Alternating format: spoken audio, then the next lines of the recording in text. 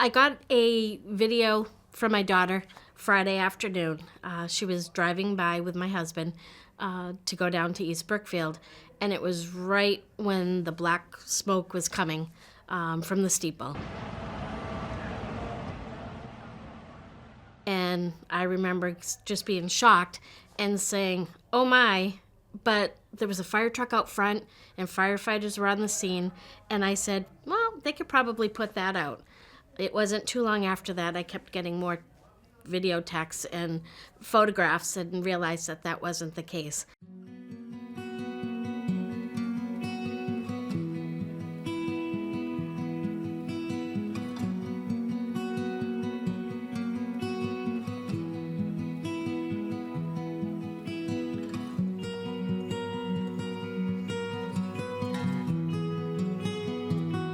On June 2nd, 2023, the historic Congregational Church in Spencer, Massachusetts, was struck by lightning, resulting in a devastating fire that destroyed the building.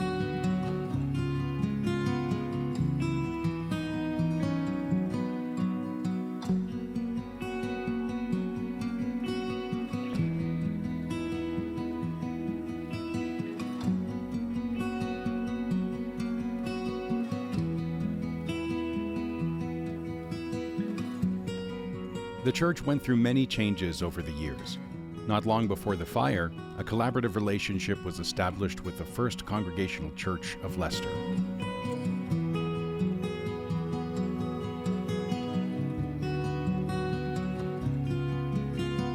I do interim work, which means I work with churches in transition. And this church had lost their pastor about a year and a half ago now, and had been looking for a long time. And when I was finishing my last position, I wasn't sure if I was going to look for another church or not, but I thought, well, I'm going to look just to see what's out there and if something catches my attention. And the listing for the Spencer Congregational Church was there, and I looked at that and I thought, there's something here. And I met with them, and that was affirmed. And then they told me about the relationship that they were being invited to engage in with the Leicester Congregational Church. And I thought, I've not done anything like that before, so that could be kind of fun. If we hadn't had this relationship, then we would have been refugees someplace. But as it turns out, we did have this relationship. We'd been doing this long enough that we felt comfortable with one another. You felt comfortable with one another. So we were at our second home. And the people I was saying that to were saying, that's right. That's exactly right.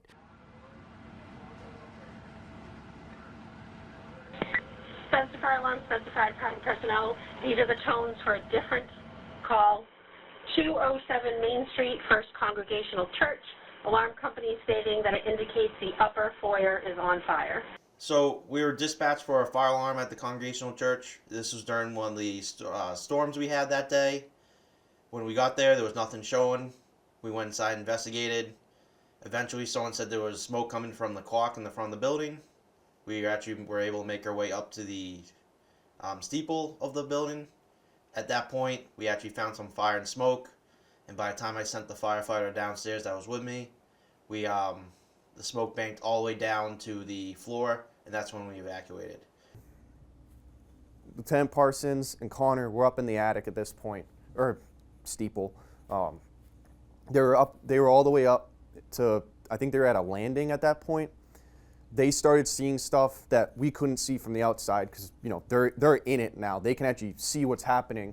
And at that point, everything just kind of hit, and the fire finally got it got the air it wanted, and it just took off.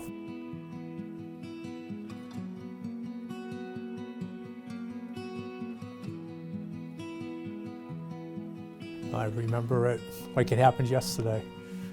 Remember it was Friday afternoon, we knew storms were coming through. I heard the alarm come in and piqued my attention, kind of listened to it and all that. And short time later, I heard my officers arriving on scene, saying that nothing was showing from the building. Then I heard fire personnel showing up, reporting that they didn't see anything and that they'd be out investigating it. And then it seemed like a short time later they started calling for help, saying that they had smoke, and then I heard the transmission that there was now fire showing from the steeple. So I said, well, I guess I better take a ride up there and see what's going on and help out where I can.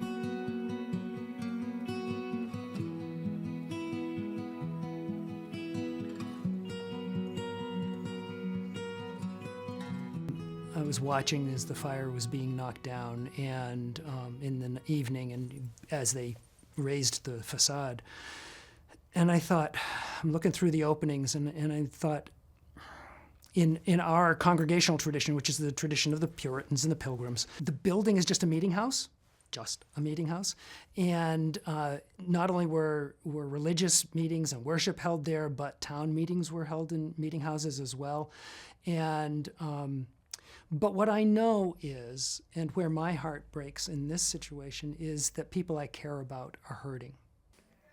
I've attended that church for 68 years. I love that church. The fond memories I have of that church are astronomical. From a child's point of view, how massive and impressive it was to look at when I was a child. The greatest thing about it was playing hide and seek. There was a million places to hide and seek as a child in there, and you could be hiding for a week before they'd find you. I found out I wasn't baptized, so I was about 16. So I talked to the minister, and I said, could you please baptize me? And he said, yes. I said, well, what about 8 more under me? And he said, what? I said, yes. So we went, and he baptized me and all my brothers and sisters. And then I met my husband, then we got married, then we had 2 children. My son was baptized when he was 2 weeks old, or 14 days old, and then 11 years later, my daughter was baptized. She was baptized when she was 10 days old. It was a beautiful church. We had a lot of first memories when we first got married in the church. He was a very nice minister.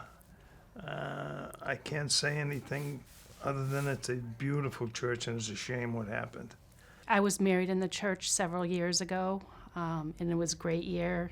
We had a beautiful wedding there. It was a great experience in such a beautiful church.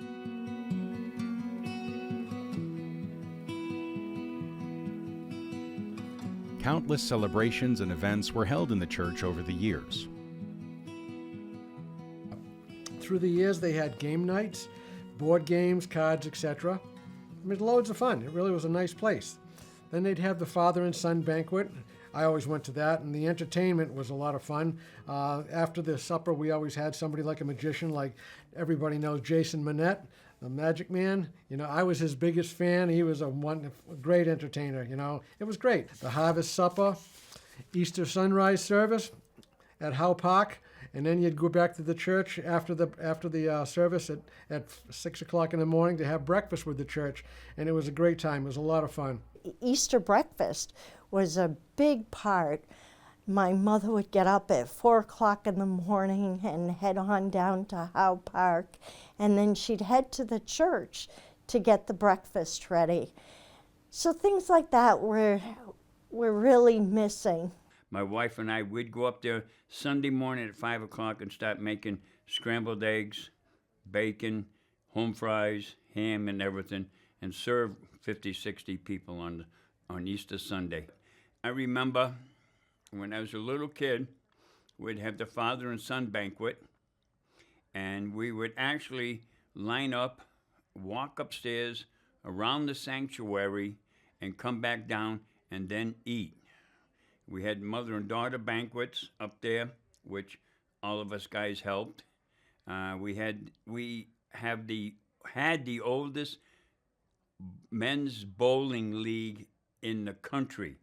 Bowled on Wednesday nights at 8:30, and there was enough guys where each team there were 6 guys on a team. They would be ushers on Sunday because the church was so packed with people.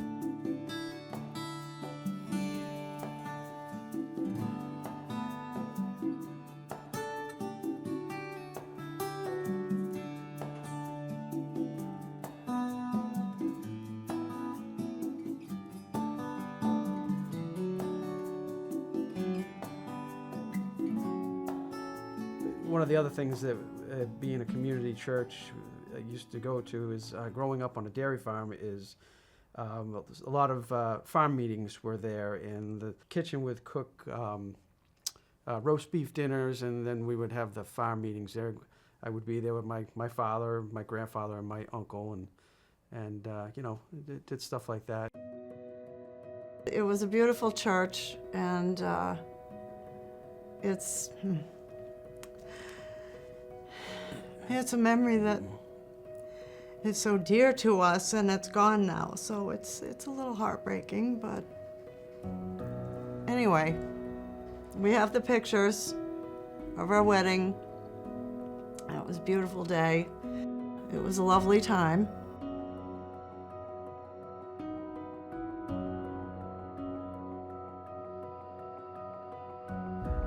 It's a funny thing, when I got out of the limo,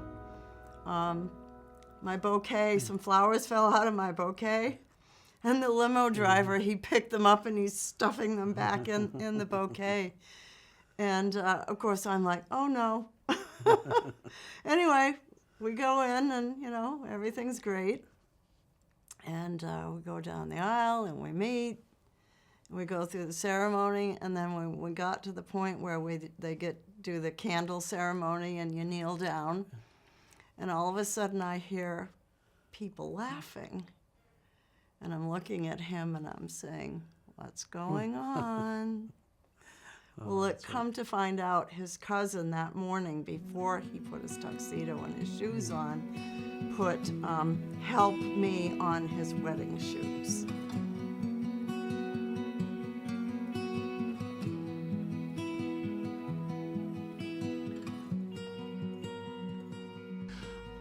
I have been part of people's lives in many different churches. And what I began to realize is that churches, in a sense, church buildings, serve as sort of arks of the covenant. And that's where the Ark of the Covenant is, where you put the symbols of the covenant and your encounters with the holy, your meeting with the holy.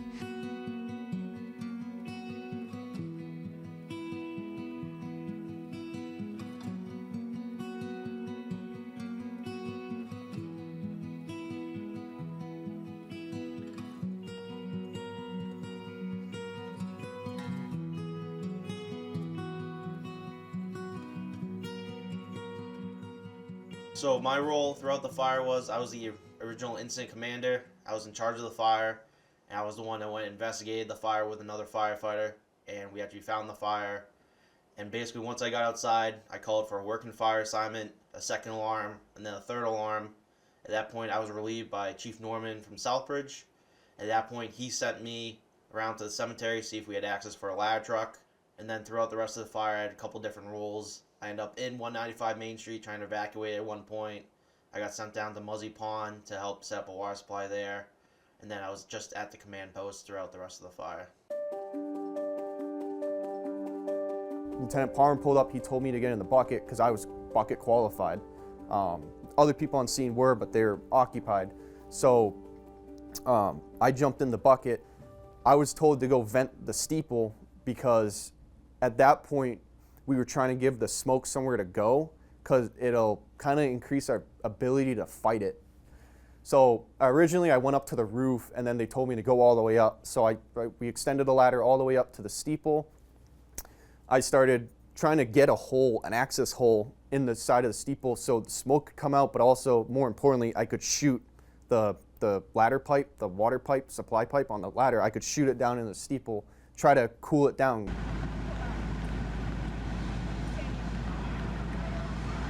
So as more fire units started showing up and fire hose went down, then we had to come up with a plan to reroute traffic. You know, now we're getting towards rush hour on a Friday. We had graduation going on up at the high school.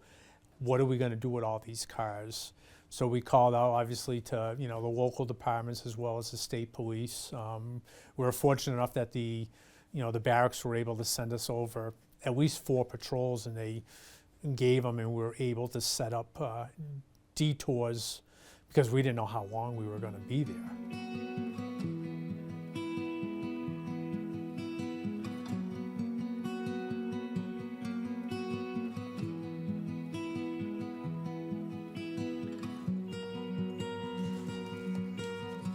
For a while, when I was in the church, I was assigned to teach the 7th and 8th grade students.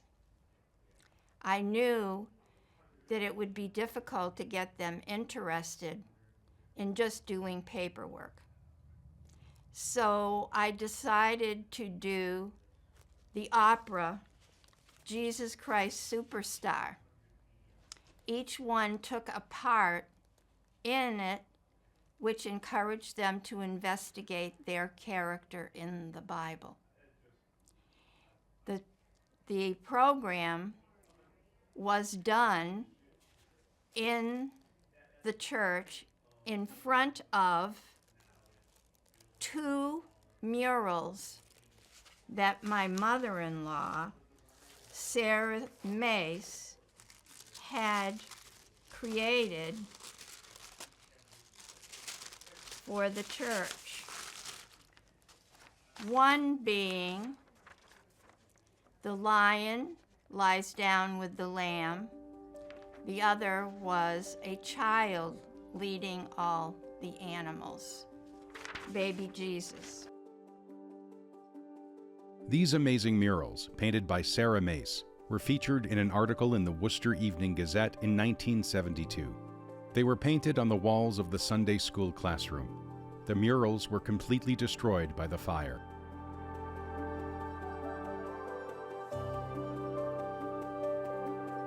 I attended Sunday school there when I was a child, and lots of great teachers, a lot of fun.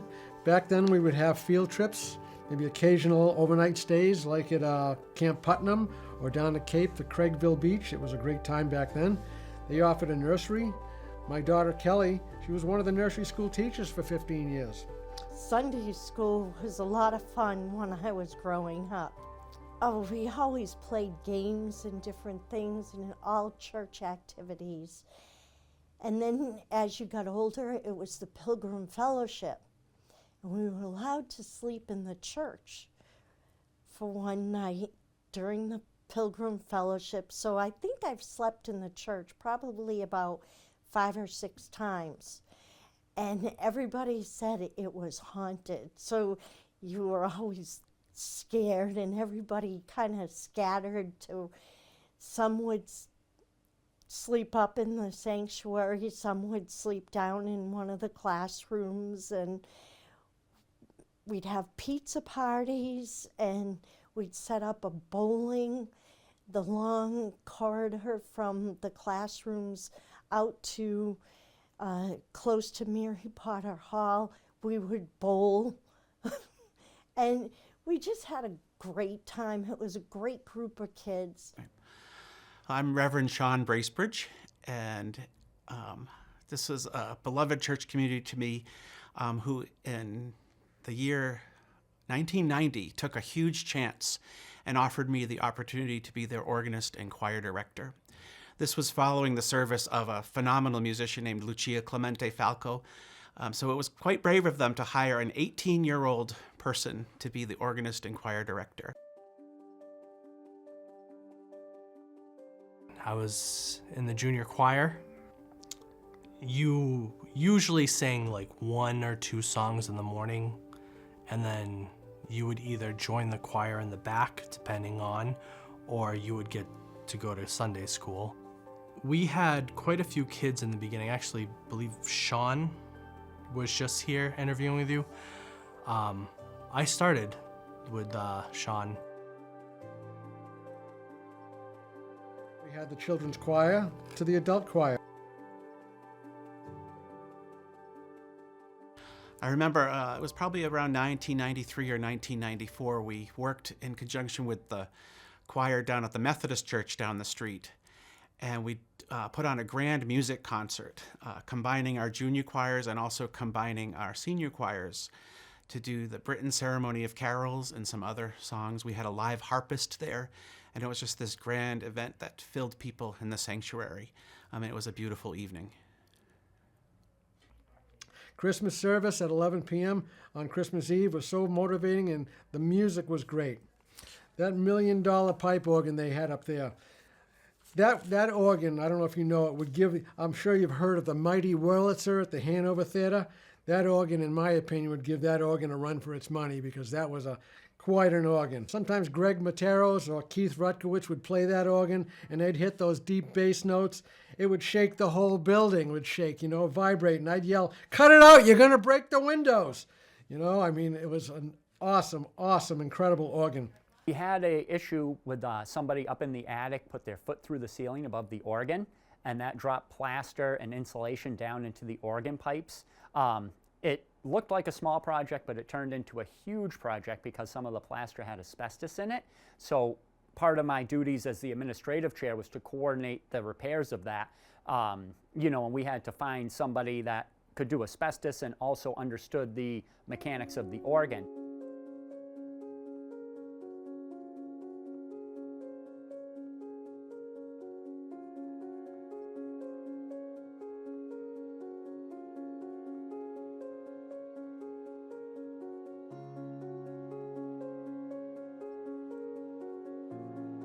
I've brought some items from the church that explains part of the church's history.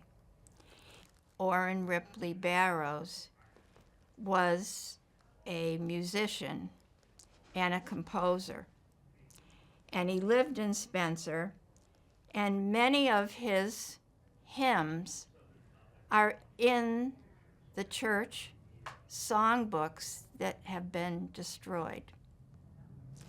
I have copies from the 1800s of a couple of his songs in these books that would have been sung in the First Congregational Church. I also today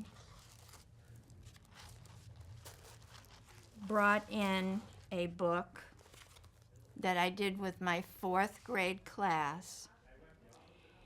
And what they did was they chose a topic of information that I had researched about the town. And each student wrote an article.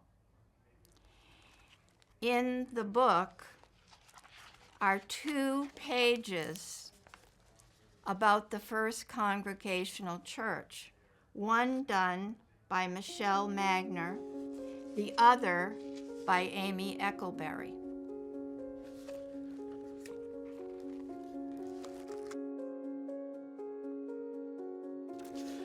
My children, they all went to Sunday school there, along with being in the children's choir.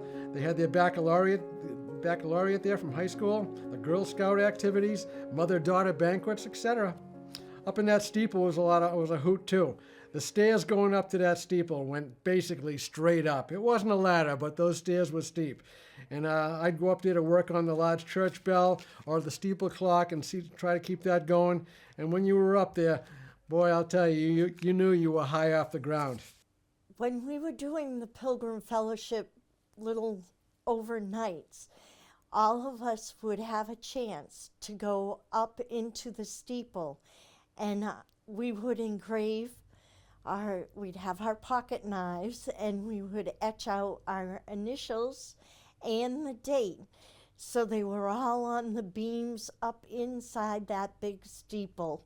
I was scared. I wasn't too great on heights, and the staircase was so narrow. So one of the coolest things about the church was exploring it with my kids. And so I was there all the time meeting contractors and things like that as my role as the chair of the administrative committee. And usually I'd have one of my kids in tow if I'd pick them up from school and go to the church after, or if it was after school or a weekend. And we'd go exploring. So we would go into the room behind the organ, and there was writing from the 1800s. My oldest son, who's 13 now, him and I would go up into the steeple, look at the old clock gears, and there was just writing all over that place from the people that came before, back to the 1800s, to the 1920s, the 1950s. When we removed the old pew cushions as part of that project, we found a lot of handwriting and hand painting under the pew cushions. At one point, I was able just to walk up and down. I remember talking with people and people telling me stories of the times at the church, and you could see in their faces how upset they were, and it was humbling. I guess I look back and I've reflected on my own times, both as an officer in town and as a person. I've gone to weddings at that church. I've gone to funerals at the church. My daughter's baccalaureate was at that church.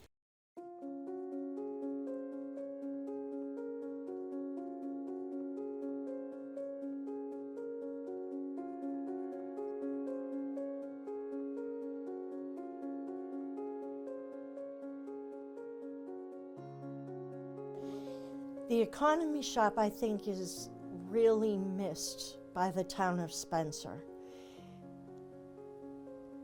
The ladies that ran the economy shop really went out of their way to go through items that were dropped off at the church. It took a lot of time, a lot of patience, a lot of sewing, cleaning, ironing. The economy shop, headed up by Mary Ingalls. She was a wonderful lady, so devoted to that church. She would spend hours sorting and prices and repairing clothing and items. All the items of clothing, they had to be sold for a very inexpensive price, all to help the townspeople or whoever couldn't afford the high prices of the retail shops. And there was some pretty nice stuff there too. I bought things there. One day I was down there, I was working, maybe working on the piano or something of that nature. And I happened to see a brand new pair of Harley Davidson boots in the rack. And I'm looking at them, I'm thinking, these things are brand new. It cost me $5 for those boots. They might have been worn once, if even that. It was so new.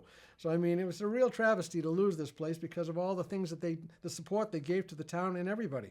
I also bought a microwave oven there one day for $5. I used it for 10 years at work, and after I retired 2 years ago, it was still in service. I don't know if even Billy White could top that one for his prices. He's got good prices, but this thing cost me $5, and I got 10 years worth of work out of it, so I'm not complaining. Another thing that I actually enjoyed was the economy shop. I used to like to donate. It made me feel very good that I was donating toys and also clothing that my family no longer needed, and knowing that it was going to support the church and the people in the community. I was ordained in the church on February 13th, 2000. At that ordination, I was presented with a wonderful stole made of fabrics from the clothes in the economy shop that couldn't be used because they had holes in them or whatnot. I still wear that stole every Lent and every Advent to this day in my service as a minister.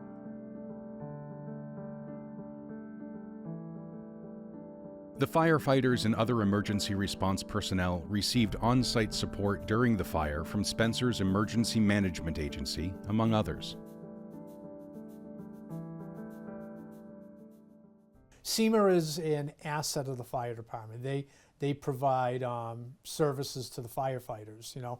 When the firefighter takes a break, they have water on scene. Where that incident was going on so long, they also started bringing in resources of food for the firefighters. I think the overall emergency response really just showed how great the community of Spencer really is. We had a ton of donations for food for the firefighters. We had a lot of people going out and supporting us. Everyone worked well together. Nobody was hurt. But the only thing I had eaten that day was lunch, it was salad. And it doesn't cross your mind while you're working. You're just thirsty or whatever, tired.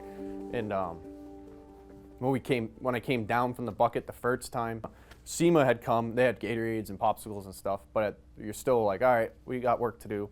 And then later it was like when the pizza got there, it was like, yes. It was very heartwarming to see the community come together. Just everyone was trying to feed us and take care of us too.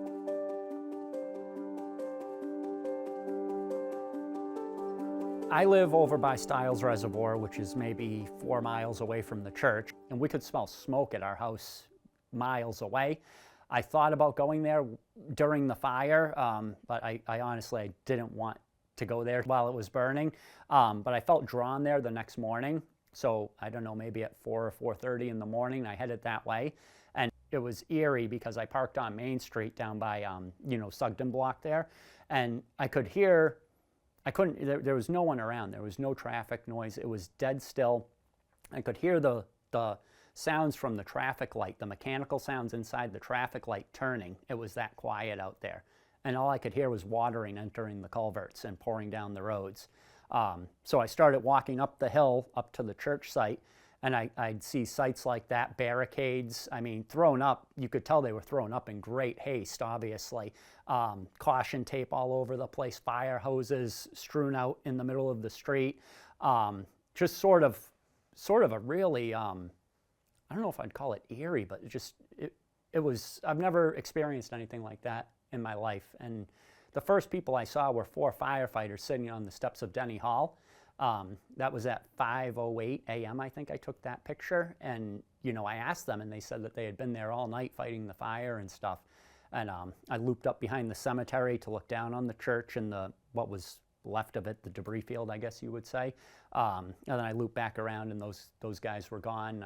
I made my way down, and it was kind of interesting because the church sign said that they were, all are welcome to service, which was June 4th, I think, which was the next day because I was there on Saturday. And that was, just with the devastation behind it, it was really something to see.